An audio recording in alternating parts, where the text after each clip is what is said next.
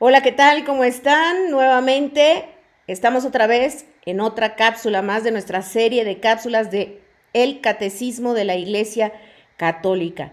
En esta ocasión vamos a hablar sobre los numerales 963 al 975 que hablan sobre María, Madre de Cristo y Madre de la Iglesia. Ya sabes que si no te quieres perder ninguno de los temas que estamos subiendo, de ninguna cápsula, no olvides suscribirte al canal. Al final del video te voy a poner un enlace a todos los videos que hemos estado haciendo sobre las cápsulas del catecismo. Y también aquí arriba te voy a poner un enlace a la cápsula anterior, que hablamos sobre la comunión de los santos. Interesantísima también. Si tienes algún comentario acerca de este video, pues puedes hacerlo en los comentarios de aquí abajo. Yo te voy a poner también aquí los enlaces en la descripción del video para que puedas ir también a todas las cápsulas que hemos ya estado haciendo. No olvides también compartir cualquiera de estos materiales a quien creas que les pueda servir. Son libres de compartirlo con quien quieran y pídanle a los demás también que se suscriban al canal. Mientras más seamos en esta comunidad virtual que estamos creando, pues mucho mejor. Pues bien, vamos a hablar entonces sobre María, Madre de Cristo y Madre de la Iglesia. 963 al 975 de nuestro catecismo. Pero no solo voy a tocar lo que está en estos numerales, sino también algunos puntos acerca de los dogmas marianos para completar un poquito el tema de la Santísima Virgen María. Primeramente vamos a decir que el único mediador es Cristo. Ya habíamos hablado de Cristo que se encarna, ya habíamos hablado de que quiere fundar una iglesia, de que quiere enviar a estos 12 apóstoles y fundar su iglesia sobre Pedro, esta piedra, y nosotros también somos resultado de toda esa predicación a lo largo de los siglos y formamos desde todo este tiempo también un solo cuerpo, el cuerpo místico de Cristo. Cristo es la cabeza, pero nosotros somos el cuerpo. Y aquí, si María es la madre de Cristo, también es nuestra madre, también es madre de la iglesia. Entonces, hay un único mediador, Jesucristo, ¿no? Y San Pablo se lo dice a Timoteo, porque uno solo es Dios y uno solo también el mediador entre Dios y los hombres, el hombre Cristo Jesús, que se entregó a sí mismo como precio por rescate por todos. No hay duda de que el único mediador es Cristo, pero la misión maternal de María hacia nosotros, los seres humanos, de ninguna manera oscurece ni disminuye esta única mediación de Cristo. Antes bien, muestra su eficacia, dice la Lumen Gentium en el número 60. María, Madre de Cristo, Madre de la Iglesia, se convierte en nuestra mejor intercesora, en la que está más cerca de Cristo y más cerca de nosotros, ¿sí? Si ella es Madre de Cristo, es Madre también de la Iglesia. Hablábamos que Dios, ¿cuál es el plan de Dios? ¿Cuál es el plan de Dios para nosotros? Dios es eterna beatitud. Y aquí quiero que como que tomemos en cuenta lo siguiente. La voluntad de Dios es comunicarnos libremente la gloria de su vida bienaventuranza. Desde siempre, Dios ha querido no solamente crearnos con sus manos, sino que seamos sus hijos. Este es el designio benevolente de Dios para nosotros. Y esto es lo que Él quiere hacer a través de su Hijo Jesucristo. Nos predestina para esa adopción filial en Cristo, ¿sí? Este es el designio que Dios dio desde toda la eternidad para nosotros, ¿sí? Y es un compromiso del Padre, del Hijo y del Espíritu Santo con el ser humano.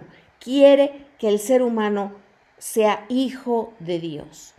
Voy a explicarlo un poquito con estos esquemas. Vemos en la parte de arriba la eternidad. Y en esa eternidad, con ese triángulo, pues yo muestro al Padre, al Hijo y al Espíritu Santo. Representamos a Dios en toda la eternidad. Después una línea y abajo viene la creación. Dios, en una explosión de amor, podríamos decir, en un desbordamiento de amor, decide crear, crea todo el universo, crea todas las cosas y crea al hombre. Lo crea a su imagen y semejanza. Quiere decir que lo hace inteligente, con voluntad, con libertad y con afectos, ¿sí? Entonces, somos hechos a imagen y semejanza de Dios, porque entonces esta dinámica entre la inteligencia y la voluntad nos hace libres. Y es importante para Dios que seamos libres, porque la condición para el amor es la libertad. Decidimos el bien del otro, decidimos amar.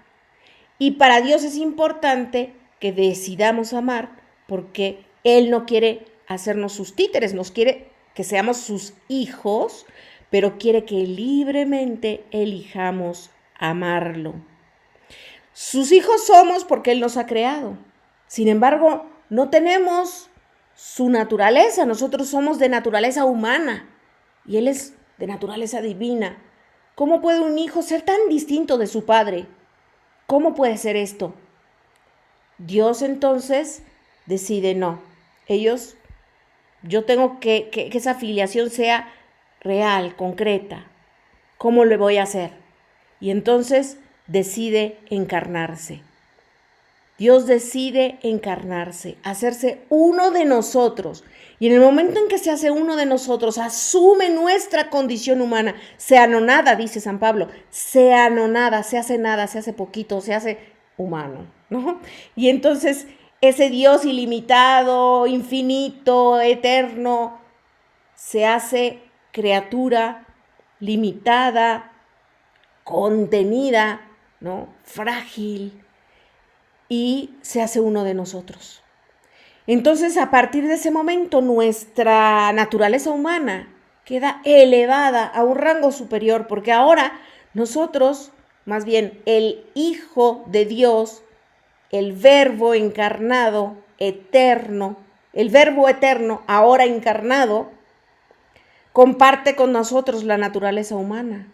Y es como nosotros decir, wow, es uno de nosotros. Dios es uno de nosotros. Eso nos eleva a todo el ser humano, a todos. Y también a toda la creación, porque Dios se mete en la creación y entonces la transforma. Dice el Apocalipsis, yo hago nuevas todas las cosas, dice Jesús. Entonces hace nuevas todas las cosas y nos hace nuevos a nosotros.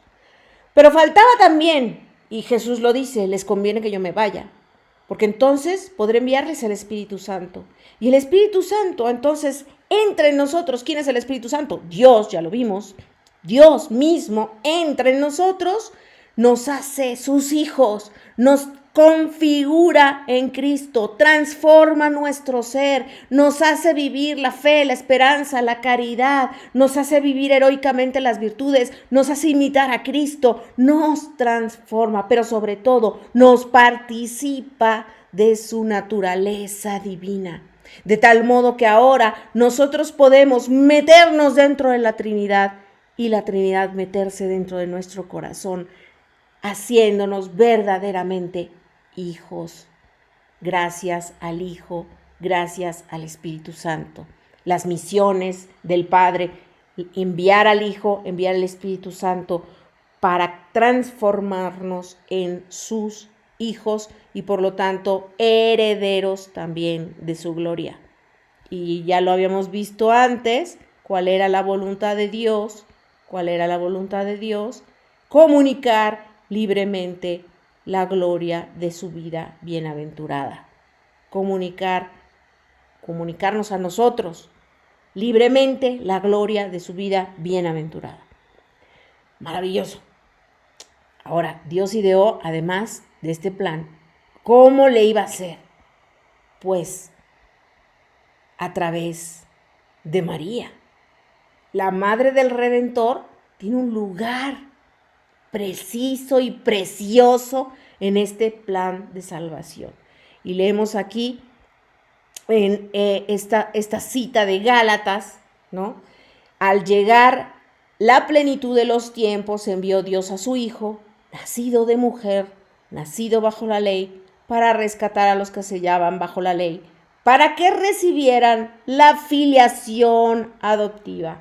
La prueba de que sois hijos es que Dios ha enviado a nuestros corazones el Espíritu de su Hijo que clama, Abba, Padre.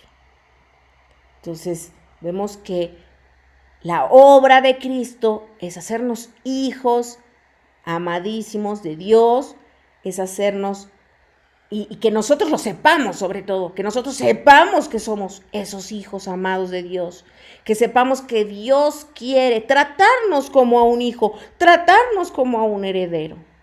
Ahora, ¿cómo entra Dios al mundo material? ¿Cómo entra Dios a la creación si Él es eterno, espiritual? María es la puerta por la cual Dios ha querido entrar en el espacio y en el tiempo. Ella es la puerta. Y como en todas las Sagradas Escrituras vemos como cada uno de los personajes elegidos por Dios, profetas, reyes, todos han sido preparados para la misión que han de cumplir. María también fue preparada para esa misión. Y vamos a ir viendo poco a poco cómo fue esa preparación. Primero, para ello voy a hablar de los dogmas marianos. Ya en otras cápsulas hemos explicado esta cuestión del dogma. El dogma es pues una verdad que ha sido revelada, ha sido reconocida por tanto por la Iglesia y además con la misión de transmitirla, y por lo tanto se enuncia de manera solemne para decir esto es una verdad. Es importante que sea enunciado así para que no haya confusión, para que no empecemos a intentar irnos por lugares, caminos distintos. Y por eso, si nosotros decimos, por ejemplo, un dogma, que Jesucristo es verdadero Dios y verdadero hombre, si la Iglesia tiene que aclararlo, y si no lo aclara, puede ser que querramos irnos por otro lado, y de hecho pasó en la historia de la Iglesia. De repente decir, no, pues no es Dios, es criatura, una criatura eminente, pero pues no es Dios, etc. Entonces, todas estas verdades, no le tengan miedo por el nombre de dogma, sino que al contrario, siéntanse seguros de que es una ratificación de la Iglesia que tiene una asistencia especial del Espíritu Santo y que reconoce lo que le es propio para decirnos claramente, esto es verdad y en esto puedes confiar. A partir de ahí puedes seguir construyendo tu fe, ¿no? Y hay que tenerle confianza a los dogmas. Bueno, los dogmas marianos son altamente cristológicos y todos tienen que ver con Cristo. El primero del que vamos a hablar es María es Madre de Dios. Y aquí preguntábamos, ¿cómo que de Dios? ¿A poco María, cómo pudo haber creado a Dios? No, por supuesto que María no creó a Dios, ¿sí? María es Madre de Dios porque Jesucristo es una sola persona. Muy peculiar, por cierto, con dos naturalezas. A eso se le llama unión hipostática de la persona del Verbo, es decir, el Verbo de Dios, la segunda persona de la Santísima Trinidad, resulta que es Dios, verdadero Dios, pero también es verdadero hombre. Y no decimos que es persona humana y persona divina, sino que decimos es persona divina con dos naturalezas, naturaleza humana y naturaleza divina. Como no podemos separar a la persona, cuando María concibe al Hijo de Dios y da a luz al Hijo de Dios, entonces María, podemos decir con toda confianza y certeza y y de manera correcta que María es madre de Dios. No estamos admitiendo que María crea a Dios, ¿de acuerdo? Sino que estamos diciendo que no podemos separar a la persona. La persona es una sola, la persona divina del Verbo, Jesucristo, que curiosamente es hombre y Dios. Entonces, como ella es madre de ese Cristo, es madre de Jesucristo, entonces podemos afirmar correctamente que es madre de Dios, ¿sí? También hablamos otro dogma mariano. Estamos hablando ahorita tal vez empecé como de atrás para adelante, ¿no? Pero voy a hablar primero de la Inmaculada Concepción, antes de la virginidad. María es preparada para su misión. Su misión es ser madre de Dios. Esa es su misión, la que vimos al principio. Su misión es ser madre de Dios, ser la puerta por la que entra Dios al mundo. Había que preparar a esta mujer especialísima. Y entonces, una de las básicas preparaciones es que María, por los méritos anticipados de Cristo, para Dios no hay tiempo, Él está fuera del tiempo, Cristo iba a entrar, iba a realizar su misión de hacernos hijos. Entonces, por esos méritos anticipados, la Santísima Virgen María es preservada, por eso se llama Inmaculada Concepción, preservada del pecado original. Es la llena de gracia. Jaire, que jaritomene, así la saluda el ángel. Alégrate llena de gracia. Alégrate llena de gracia. Llena de gracia es llena de Dios. Y por esta gracia singular que Dios le otorga a María, María fue preservada de todo pecado desde su concepción. Esto quiere decir que la Santísima Virgen María nació sin pecado original. Y aquí quiero hacer una aclaración. Nacer sin pecado original no quiere decir, porque lo he oído en algunas ocasiones, no quiere decir que sus padres no tuvieron relaciones sexuales para tenerla, ni cosa parecida, porque no quiere decir que el acto sexual sea pecaminoso y por eso todos nacemos de un acto sexual, nacemos con el pecado original. Efectivamente, se propaga a través de eso porque pues todos nacemos así, pero aún alguien que haya nacido de probeta, como dicen, o por medios artificiales, concebido por medios artificiales, de todas maneras tiene pecado original porque es parte de nuestra condición humana después del pecado, ¿sí? Entonces, la Virgen María es preservada de ese pecado.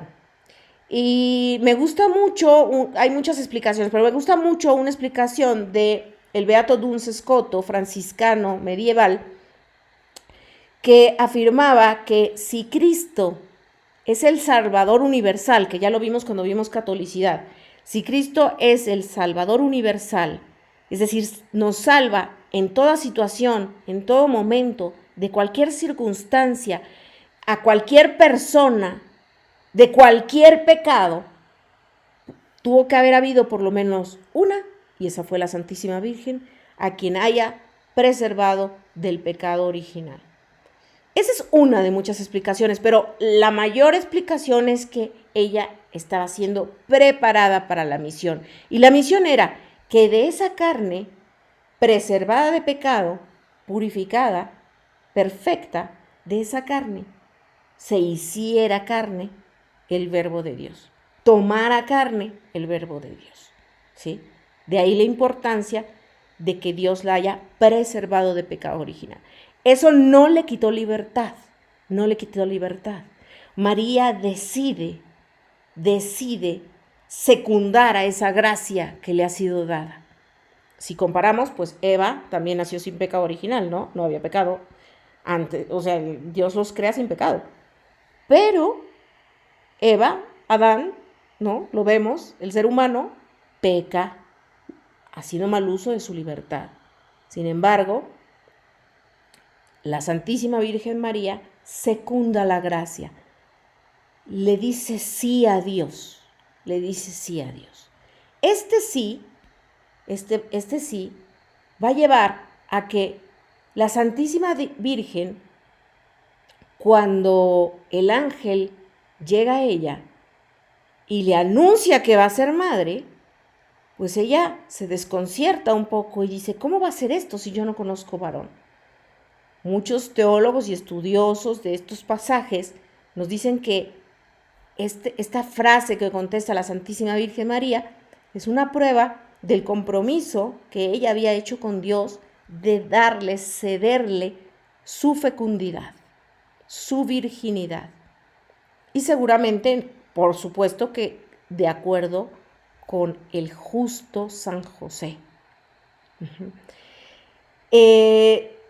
Por lo tanto, la virginidad de María, antes que nada, es una expresión de la pobreza de María, no de la pobreza material, sino de esta pobreza que hace entregar todo el ser a Dios. Ella estaba consagrada totalmente a Dios y durante toda su vida va a demostrar esta consagración al Padre, al Hijo y al Espíritu Santo.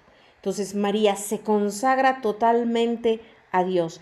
Esta consagración también es que provoca ese sí de María a la acción del Espíritu Santo en ella, porque ella le entrega incluso su fecundidad a Dios.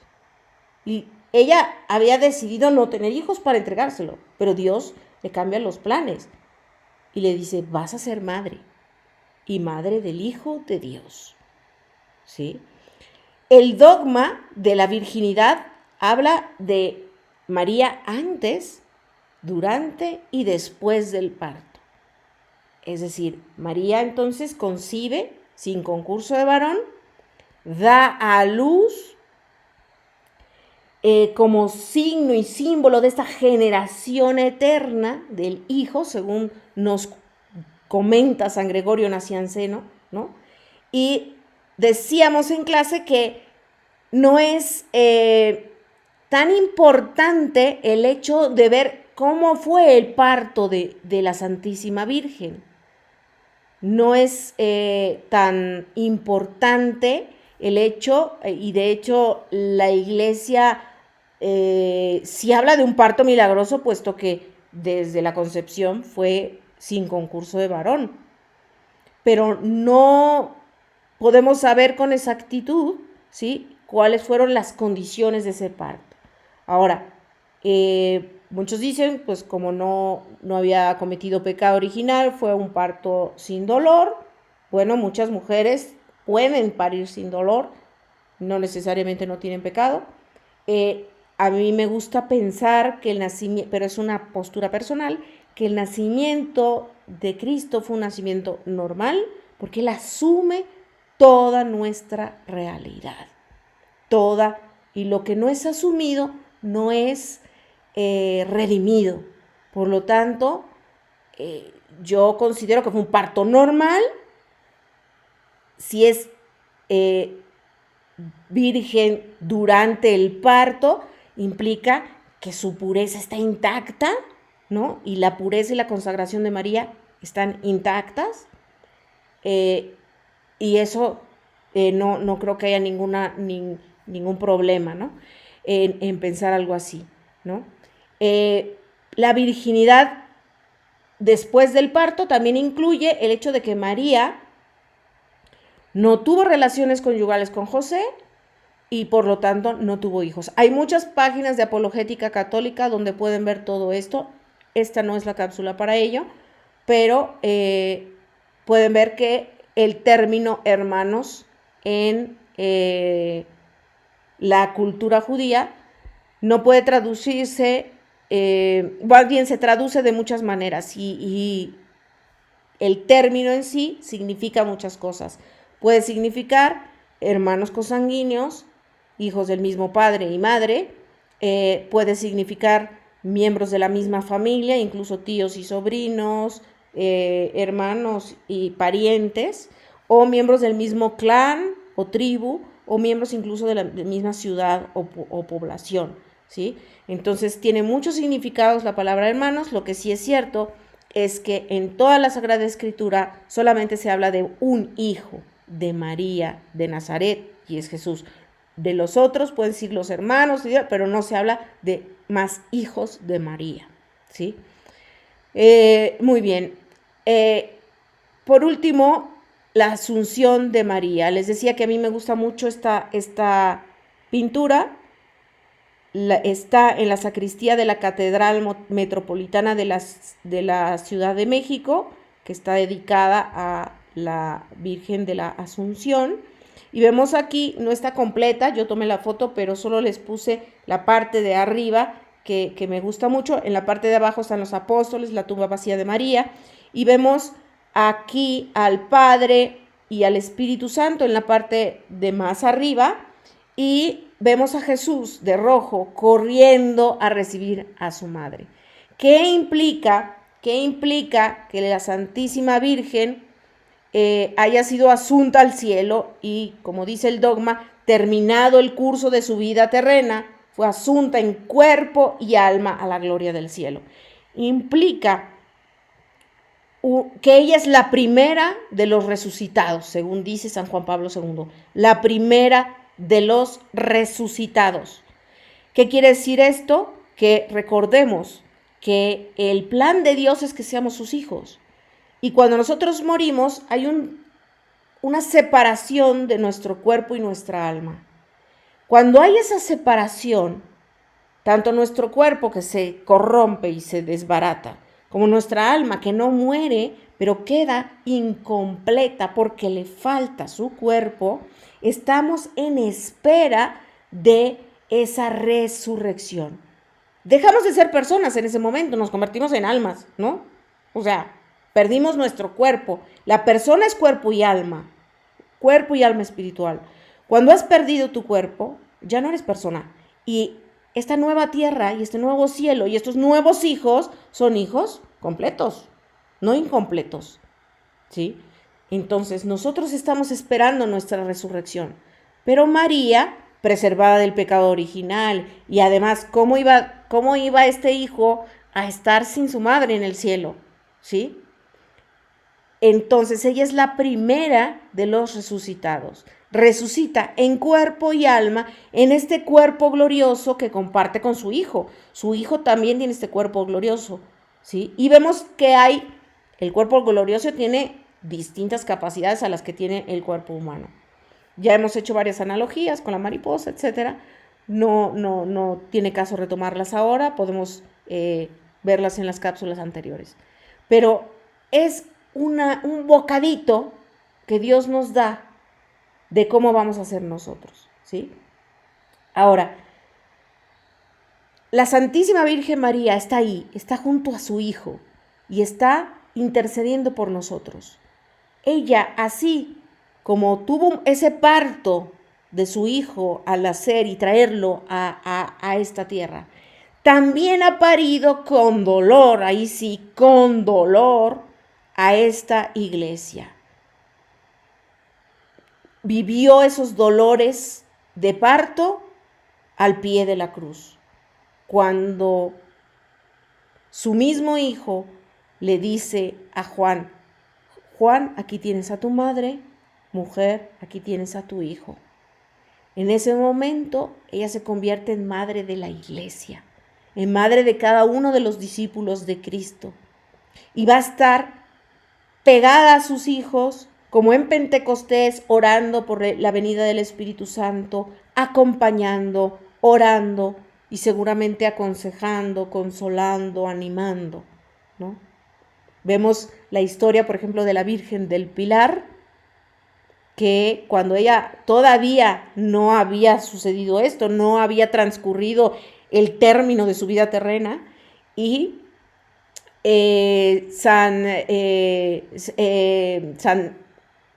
Santiago se va a predicar a España y estaba muy desanimado porque no lograba nada, y la Virgen se le presenta y lo anima a seguir y a no desfallecer. María siempre cerca de sus hijos. María siempre confortando, María siempre alentando, María siempre intercediendo, consolando, animando. Conclusión. Por su total adhesión a la voluntad del Padre y a la obra redentora de su Hijo y a toda moción del Espíritu Santo, porque decíamos que la Virgen María secunda la gracia, la Virgen es para la Iglesia el modelo de nuestra fe, de nuestro amor. Por eso es un miembro de este cuerpo, igual que nosotros, pero es un miembro supereminente, un miembro del todo singular, porque ha tenido la misión más preciosa del mundo, traernos a Cristo, ¿no? Y por ello ella es figura de la Iglesia, es decir, modelo, tipo de la Iglesia. Su papel con relación a la Iglesia y a toda la humanidad va aún más lejos. Colaborar de manera totalmente y singular a la obra del Salvador por su obediencia de fe, su esperanza, su caridad, para restablecer en nosotros la vida sobrenatural, o sea, hacer lo que Dios quiere, que es la filiación, el que Dios nos comparta su gracia sobreabundante, ¿no?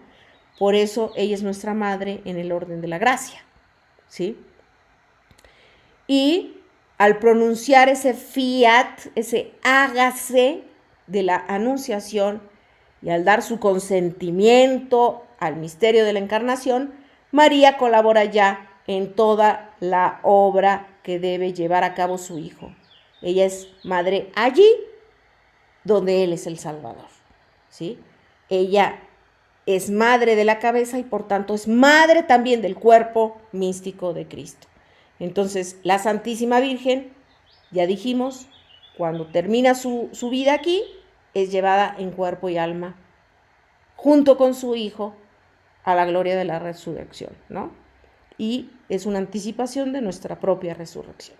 Entonces, el credo del pueblo de Dios que hizo San Pablo VI dice: creemos que la Santísima Madre de Dios, Nueva Eva, Madre de la Iglesia, continúa en el cielo ejercitando su oficio materno con respecto a los miembros de Cristo.